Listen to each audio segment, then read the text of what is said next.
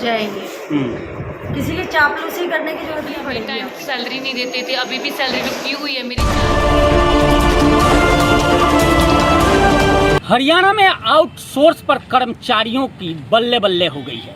हरियाणा सरकार ने जब से घोषणा की है कि अब ठेकेदारी प्रथा बंद की जा रही है और जितने आउटसोर्स के कर्मचारी हैं ये एक निगम बनेगा, उसके तहत काम करेंगे। इसको लेकर पूरे प्रदेश में करीब 2 से 2.5 लाख कर्मचारी हैं और सभी खुशियां मना रहे हैं।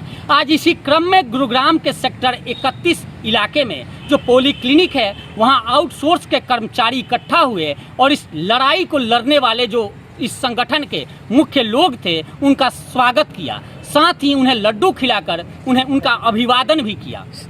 आप जो तस्वीरें देख रहे हैं गुरुग्राम के सेक्टर 31 पॉलीक्लिनिक का है और यहाँ आप देख सकते हैं कि जितने आउटसोर्स पर कर्मचारी लगे हैं, अर्थात इस अस्पताल में जो लोग काम कर रहे हैं आउटसोर्स पे हैं, जो ठेकेदारी पर अभी काम कर रहे हैं, उनके अंदर खुशी का माहौल है और उन्हें इस सरकार की घोषणा के बाद काफ़ी उम्मीदें बंध गई है। इससे पहले कि हम इनकी खुशियों को दिखाएं, आप ज़रा यह जान लीजिए कि इस सरकार की इस घोषणा का क्या फ़ायदा होने वाला है, क्या बेनिफिट है इन कर्मचारियों को। इसको लेकर हमने इस संगठन के लोगों से बात की। मैं सबसे पहले अपने सब साथियों का शुक्रिया अदा करता हूं, क्योंकि ये जंग एक बहुत मुश्किल थी पर हमने जीत के दिखाई और इनको क्या फ़ायदा मिलेगा मैं वो बताने जा रहा हूं। मैं विजय कुमार पाली आज सबसे पहले ये कहना चाहता हूं कि आउटसोर्सिंग प्रथा हमारे लिए एक बहुत बड़ा कलंक थी, प्रदेश के लिए, देश के लिए।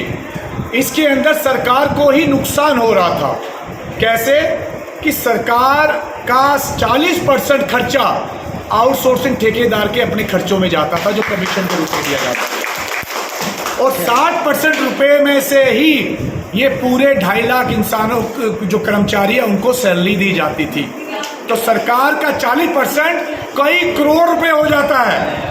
हमने देश और प्रदेश का पैसा बचाया पहली बात। और दूसरी बात, आज सरकार ने घोषणा करी इनको निगम में लाने की। निगम क्या होता है?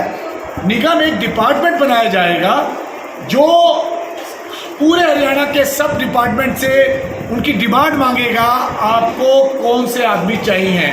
जैसे हेल्थ वाले हैं, ये लिखेंगे हमने स्टाफ नर्स चाहिए, डॉक्टर्स चाहिए, वो वहाँ पे भेजेगा और वहाँ पे भेजने के बाद सरकार उसका इंटरव्यू लेके पर वहाँ पे हॉस्पिटल में भेजा जाएगा और ये एक तरह से सारा सरकार के अंडर ही काम होगा। और जब इस सरकार के अंडर काम होगा तो इनकी सैलरी भी सीधा ही इनके अकाउंट में आएगी। इनको सारे बेनिफिट मिलेंगे जो कि सरकारी नौकरी में लोगों को मिलते हैं। इनको सारी छुट्टियां मिलेंगी जो और लोगों को मिलती हैं।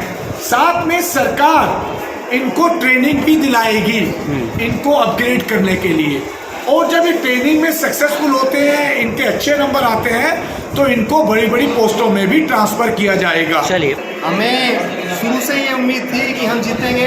हमने जिस दिन से आज से 7 महीने पहले, 6-7 महीने पहले हमारे पास आए थे ये वाली साहब, तो हमने इनको आश्वासन दे दिया था कि बाले जी हम आपसे पीछे नहीं हटेंगे और हम आपको विजय सिर्फ दिलवा के ही रहेंगे। संगठन के अधिकारी साफ तौर पे बता रहे हैं कि उनकी जीत है और इस जीत के बाद सभी कर्मचारियों को बहुत फायदा मिलेगा, बेनिफिट होगा। आइए अब जरा इनसे जानते हैं कि इन लोगों को इस ठेकेदारी प्रथा से कितनी दिक्कतें थीं और अब जब ये सरकार के अधीन एक निगम के अधीन आएंगे तो इससे क्या क्या इनको फायदे होंगे। काजल। अच्छा, क्या करती हैं यहाँ पे आप? यहाँ पर मेरी SMO मैडम के पास ड्यूटी है ऑफिस में। अच्छा, कितने सालों से आप नौकरी कर रही हैं?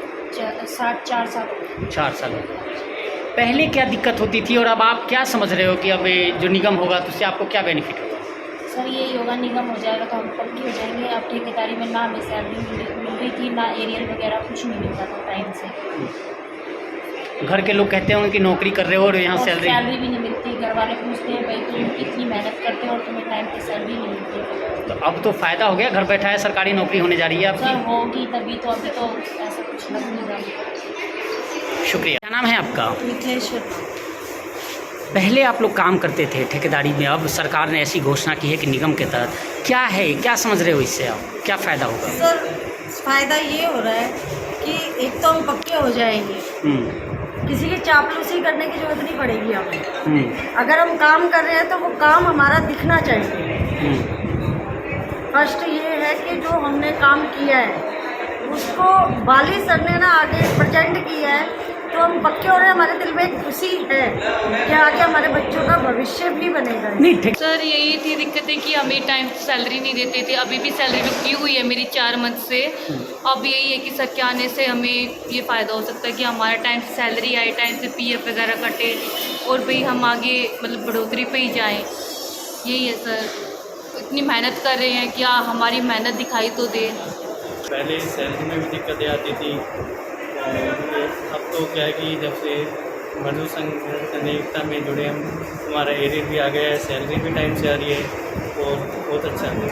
तब आप सर हमको आपसे ना बहुत उम्मीद नज़र आ रही है। पहले ये था कि हम करते थे कभी नौकरी रहे ना रहे, मगर अब जब से ये निगम में आने के बाद हमारे को बहुत अच्छा लग रहा है। हम वाली सर जी का शुक्रिया और शक्ति सर जी का शुक्रिया अदा करते हैं, जो हमारे बच्चों के लिए भविष्य के लिए आपने बहुत मेहनत करी है। हम आपके साथ में आगे और आगे कोशिश करते रहे। सर कोई हमारा स्थायी वो नहीं था, अब हमें उम्मीद लग रही है कि हम कुछ करने लायक है। हमारे जो स्टेट मीडिया प्रभारी है वो बहुत कुछ हमारे लिए सहयोग कर रहे हैं, हमारे सरकार भी बातें सुन रही है। हमारे जो मीडिया प्रभारी है विजय कुमार बाली जी, इन्होंने सरकार से बहुत ही वो किया है, उनकी बातों को मानते हुए सरकार ने हमारे सब आउटसोर्स कर्मचारियों का बहुत बहुत सहयोग किया है। ऐसे ही हम विजय कुमार बाली जी का भी सहयोग करेंगे, एकजुट रहकर हम सरकार का भी साथ देंगे और विजय कुमार बाली का भी साथ देंगे। हम बहुत दिल से शुक्रिया करते हैं विजय कुमार बाली जी का, ऐसे ही हमारे साथ रहे, हम इनके साथ रहे। भारत माता की जय। इनके चेहरे पर जो मुस्कुराहट है वो साफ बयान कर रहा है कि खुशी कितनी है। देखिए ये लोग यहाँ माला पहना रहे हैं, खुश हैं और भारत माता की जय घोष भी कर रहे हैं। भारत माता की, भारत माता की वंदे।